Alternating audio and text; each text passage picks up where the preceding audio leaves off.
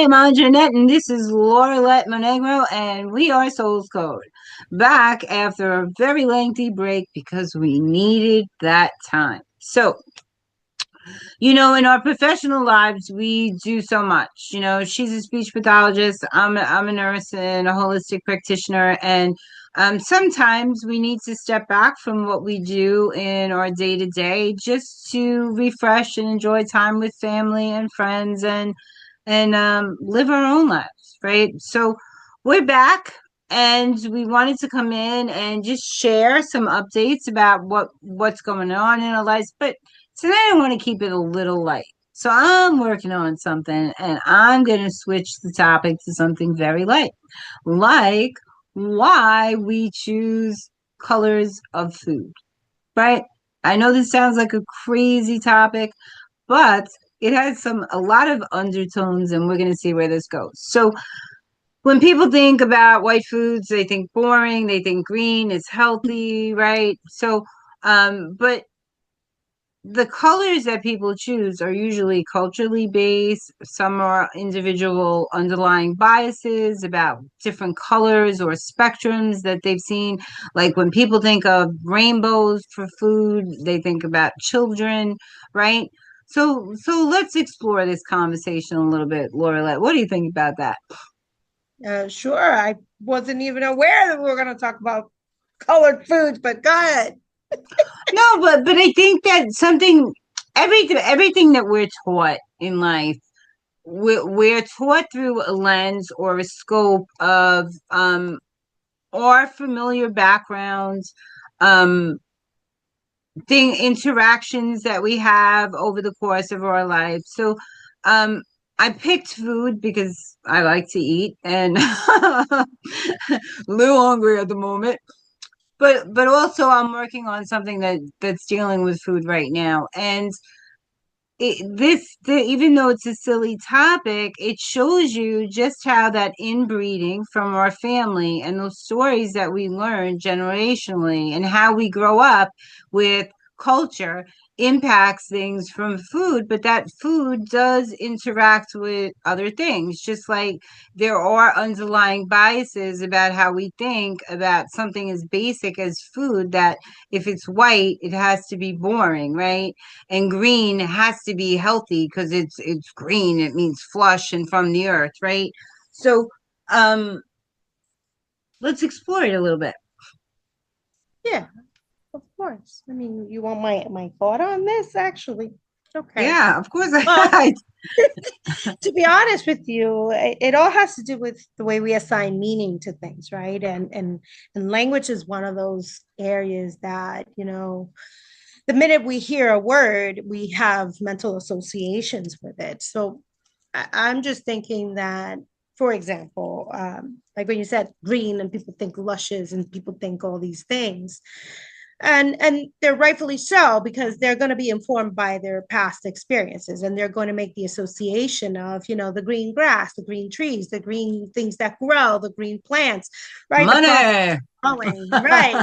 So they're not necessarily associating it that maybe something about it could be actual toxicity, right, and that has to do with biases and misinformation, but also the mental representation that the words could bring.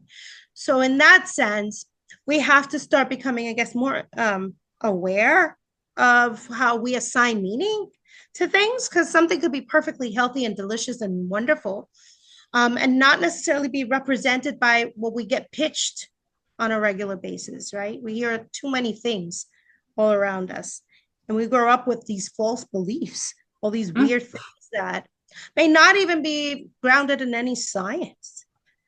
So Yeah. it's actually good that you're doing that. It's wonderful. Maybe you do like a little info series on that, because you have many wonderful books and wonderful recipes.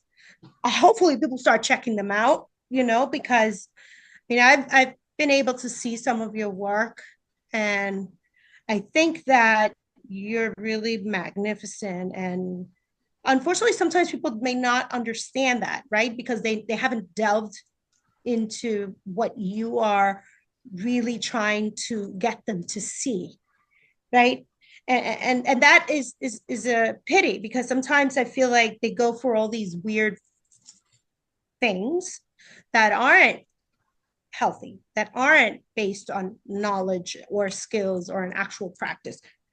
Whereas you're talking about stuff that you do, things that you've implemented, things that you use every day, and for whatever that's worth, it's an actual lived experience that has results that are visible. You're not like fake, you're real. You're not some AI made up person, you're real. Well, I am going to be starting a show talking about exactly what it is I do. And I'm going to, I've been online for a long time, and people always tell me that my message will get lost if I don't pick a niche. And I've out and out refused. So too bad. Um, so like online, people know me as gut health, thyroid, weight loss, but I've reversed 5 of my own autoimmune diseases because of that knowledge of the gut and the thyroid axis, right? But I can't separate the body, because I know when you separate the body, only sickness ensues, that it's a complete system. And when you try to micromanage it, that is, and it, like, I hear people saying that, doctors look at, try to manage symptoms, but when you separate the body, you are doing the very same thing that you're accusing the medical industry of doing, right? So doctors go to school for more than a decade, right, to learn the body and how it works, and then they're forced to pick a specialty, right? A general practitioner, a podiatrist, or whatever they choose to do. They're forced to, and it's almost like what they spent more than a decade learning goes out the window, because if they're a podiatrist, they can't talk to you about the hands, right? So, um, and that is kind of what's happened in healthcare, and more sickness ensues, right? Because they're not looking at every modality that can really bring the human to health. And there are so many different modalities to get to that healing place, right? We know that there's an emotional, there's a physical, there's a spiritual, but it's all that same person, right? So somebody might be physically ill, but it might have started with their emotional wellness, their self-esteem, that trickled down into their health, and they're holding that in their body, right? And it's creating sickness that has nowhere to go, right? It's affecting their nervous system. So I get that, because that was kind of my story, I had so many other different pieces that were out of line, and I had to like pull myself back together, metaphysically, physically, right? So I get that. And I don't expect people to get it. Someone reached out to me on Facebook today, and she's sick. She's been in my group for a long time. Um, and she was telling me a little bit about what was going on with her. She goes, "Really, did I wait till I got to this point to reach out for help?" I said, "Don't beat yourself up. Everybody does. Everybody waits. We all have this perception or misconception that it can happen to us until it does, right? And then we say, oh shit, and we get through that emergency situation, and then we go right back to living that lifestyle that led to what just happens, right? So whether it caused a heart attack, you will have another heart attack. If you keep doing what you always did, you'll keep getting what you always got. It's very simple, right? And I do a show with another nurse, and we talk about that perpetual, wheel where they keep coming in. Like the first time a diabetic loses a limb, and it's tragic for them. They couldn't imagine that. But it wasn't enough for some people for that to encourage them to get well, to seek treatment, on a day-to-day level. You can send somebody home and say, this is what you need to eat. You can, sit down with the social worker and say, listen, need to make sure that healthier options are within reach, that he could afford them, that he could do this, that, that he has access to them and all those things. But if they're not going to use those services, then it doesn't matter, right? So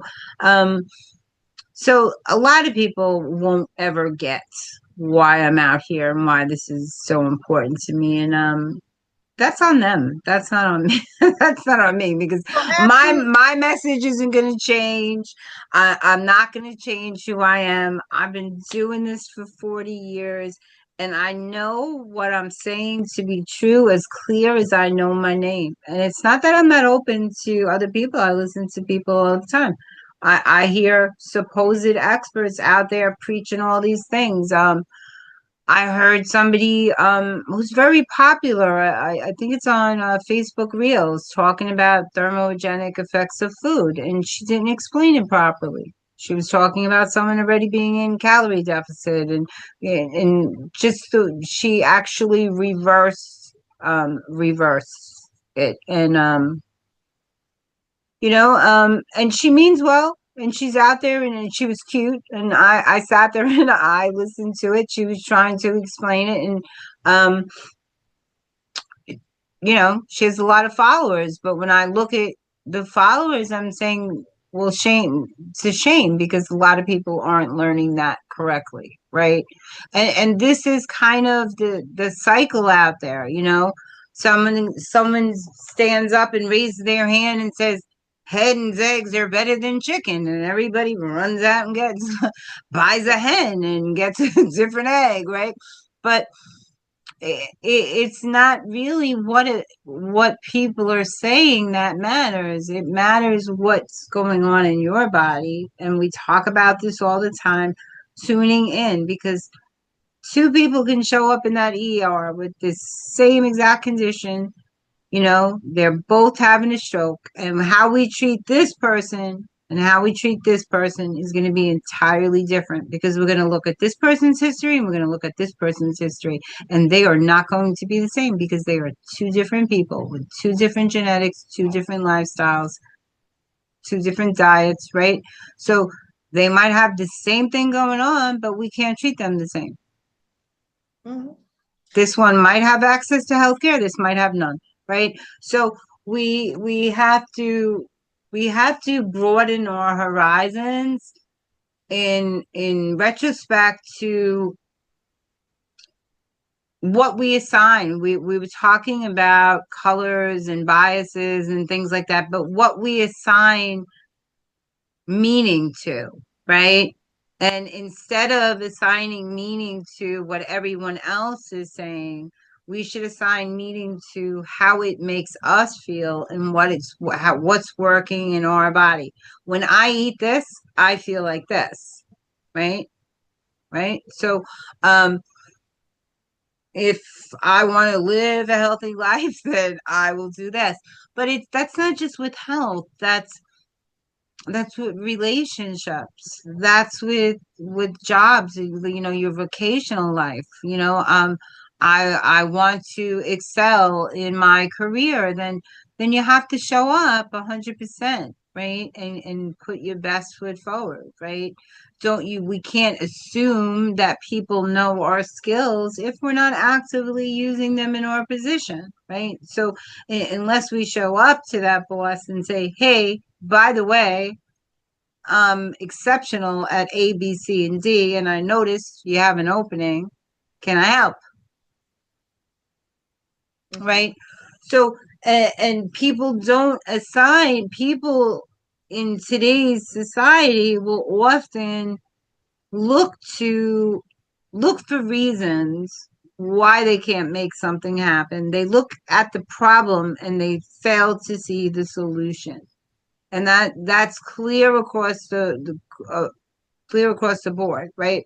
Um, and unfortunately, because of my lifestyle, and I say unfortunately because I didn't have a great upbringing, I had to find more solutions than I could spend sitting in the problem, right?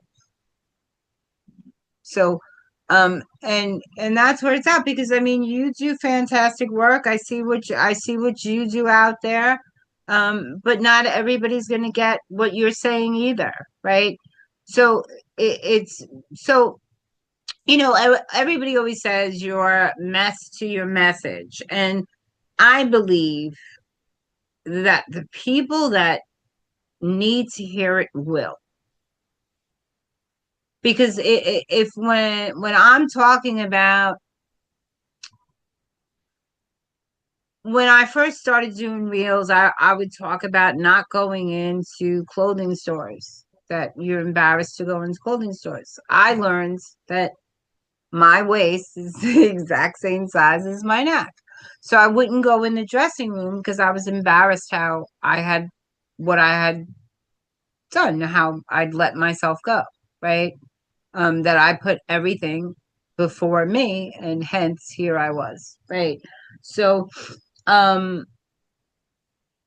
people that do that will know exactly what I'm talking about because they won't try on clothes. They won't go in dressing rooms. They are those people that are trying to fit it around their neck. Oh, and just because they don't want to humble themselves or be embarrassed or and use the dressing room. So I think those messages come through to the people that are open to listen to them, right?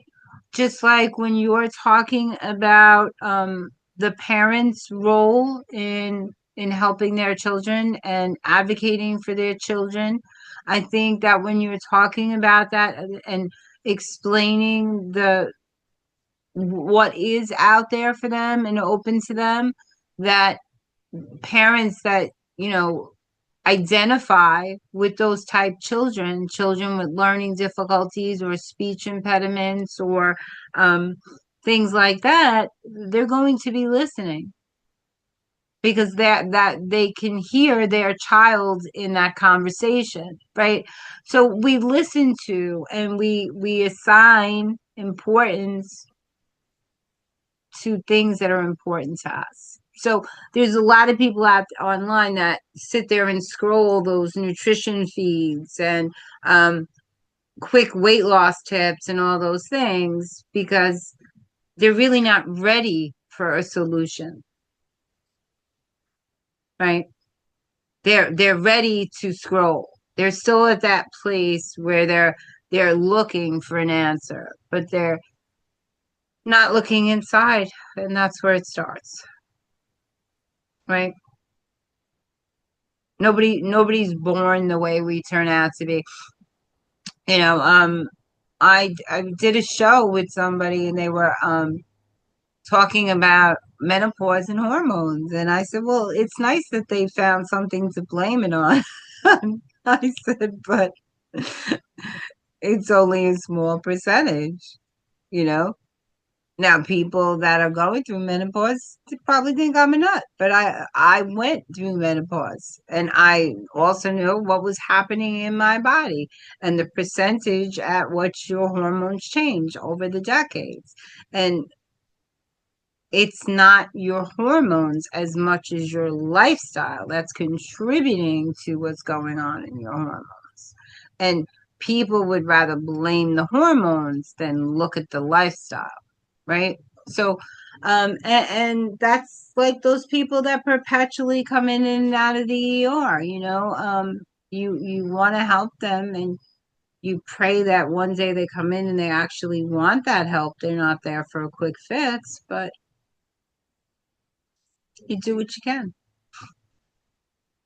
Yeah, I mean, the issue I find is people may know a lot of information, and I think that people don't realize that taking action takes a lot of courage. Many of the people, for example, even if I describe to parents or to anyone listening all kinds of different things, they're like, who cares? I'll get whatever at the school, I'll get whatever. There's a disconnect because a kid gets support at school, but that's only part-time support. Your child needs someone in the home to actually be that bridge for real. I feel like we talk about all that in the school system, for example, but it's all on theory because the parent is like vested in working, vested in taking care of 500,000 things. They'll do the regular care of their kid, but they may not necessarily be really understanding of what ways to really support their child because no one has really spent the time. It takes time. If anybody's out there telling them that you're going to get something overnight, I'm sorry, but you want to believe that? Go ahead and believe it and go and find out that that's not life and that's not real. Mm-hmm. I don't like to go around selling people weird stories because I am not going to subject them to that idea. That's just a marketing ploy to tell somebody you're going to get an instant result. You're not going to get no instant result. That's not true. This takes work, takes dedication. I mean, some people like to make a project out of things. They like, I want to Google it all. Well, Google it all. Good luck. Google definitely had tons of information. And while you're at it, you'll waste vital and critical time because what the actual practice of doing what I do, for example, day in and day out, teaches me is not what you're learning by Googling. So you can Google all day, you can Google all night. I encourage you to Google. In fact, you're going to find so much information, you're going to have information overload and go crazy. That's not going to help you move your needle forward to where you need to move to or where you want to go to, or get a map of where you need to be or how you need to be, or find yourself if you're lost. But I feel like at this point, one of the things that starts happening is when someone sees and hear what I have to say as a dose of reality and refreshing, as opposed to thinking, oh, it's a scam. And then they realize, actually, I'll pay that woman to just even talk to her. Then you realize that you found a mutual respect and ground because you realize that all that time and all that schooling isn't for free. And all that knowledge and all that practice isn't for free. And then you have respect for the actual practice. I feel like there's a lot of disrespect going around online that I personally don't like. I'm not used to this online kind of bubble business type of thing. I'm trying to build something wonderful little by little. But to be honest with you, I like to work with people that actually care and that are vested because I do not sell overnight quick fixes for anything. I don't have such a program. Do not contact me for such an engagement because it's not going to happen. She said, I am not interested. No, not for those instant gratification. If you're into that, then I'm not the gal. You know what I mean? Not contact me. Because it's not, I'm interested in having why I love this girl. And it's the same thing with you, right? Here you are. You're like a walking knowledge base hub, okay? Because of all you've lived. There's no book out there that's going to teach anybody, no matter how much they Google, what you know from experience. How on earth could people possibly think that? How? There's so much online about, and a lot of it too, and this is what's going on in the health arena. Like, even people that are in medical practice for a really long time, doctors, and I think they're tired of the politics of Much. the medical system and all that stuff. They're actually coming into the online space. You're seeing more and more doctors, and you're seeing people who have doctors, and they have that title as doctor, but they could be a doctor of anything and not an actual doctor. Like I interviewed this girl, and she said she had a PhD, and she gave herself those initials. She was a peace. She was, but listen, she was a peace and harmony doctor, according to her. Okay.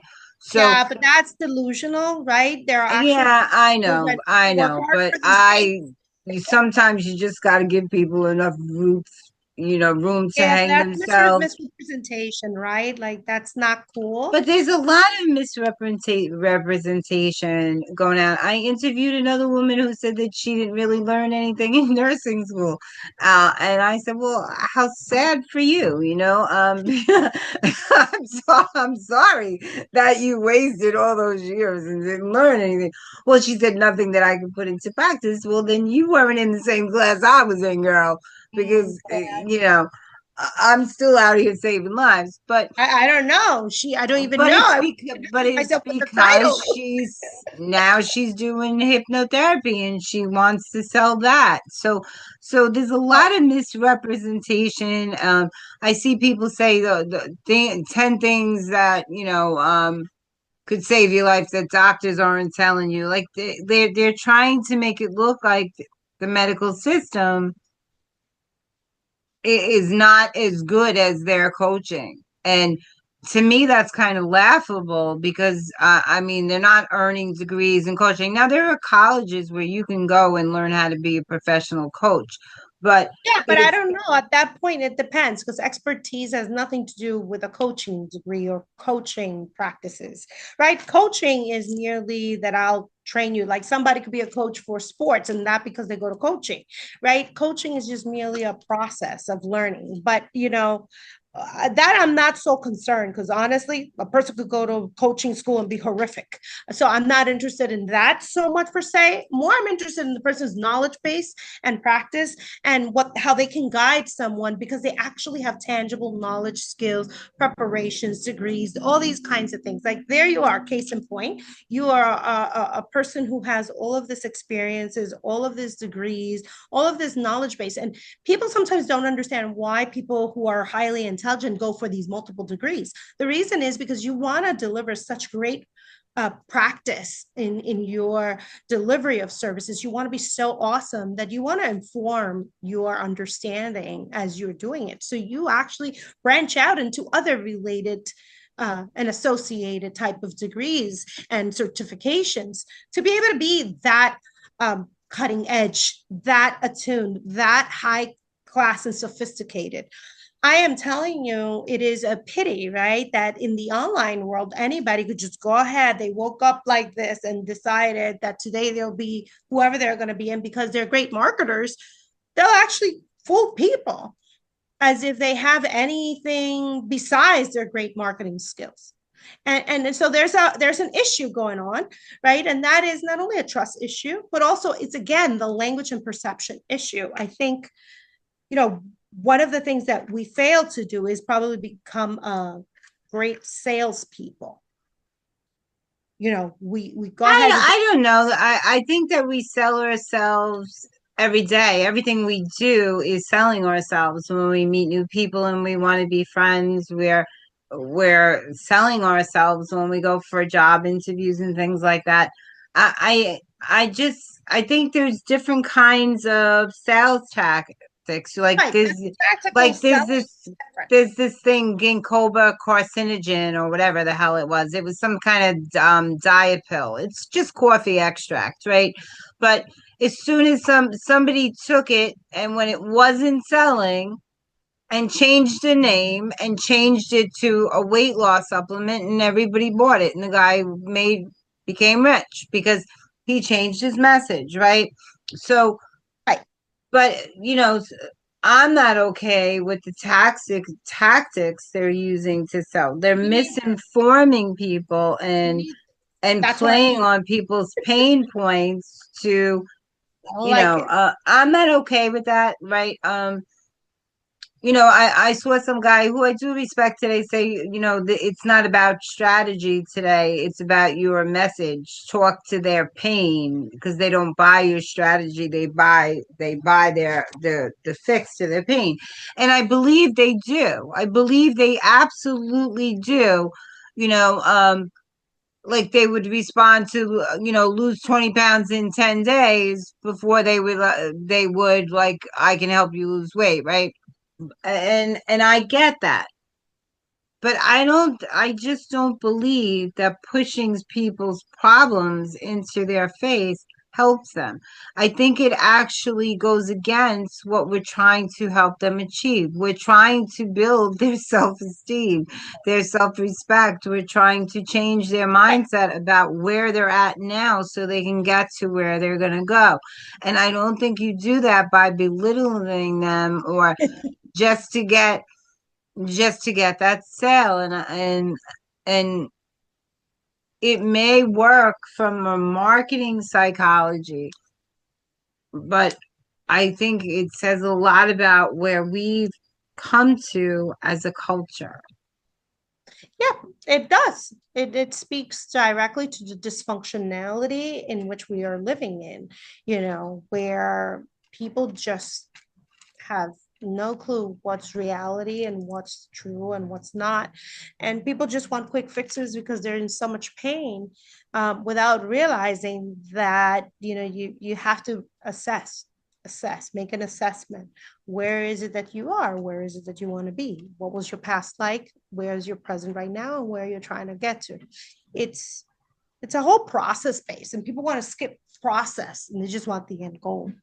And it's unfortunate, because that's what's happening. People are selling end process and end of the goal stories without discussing that there's a process involved. And then, it's almost like setting them up for a continuous loop of failure, right? Where they keep I know, going to the and it next that solution. to me worsens what's already going on with them Mhm. It because does. they already believe that they're stuck in let's use weight loss, that they're stuck in this body because they don't know how to achieve it, or because they're lazy or whatever the market's telling them, right? And then you set them up for these perpetual failures, and it just reinforces what they already believe. And I think that's wrong. I think that's It's a wrong. loop. And I mean, this is why we're struggling how we're struggling, right? And I don't know if you I'm noticed. I'm not listen, I'm out here doing my own thing. I Yeah. don't listen to the noise in the market. It doesn't stop me from publishing Oh books. no, It doesn't absolutely. I'm saying in terms of the doesn't country. but it doesn't You know, stop me from doing oh no, my I shows. And agree. I am me, and I don't go. I say it openly. I do not sell quick fixes. Get rich and do it quick like a scheme, like they say. None of that. I don't have any of those weird solutions. I am not the person to contact for any of those weird choices, right? I am not that kind of person.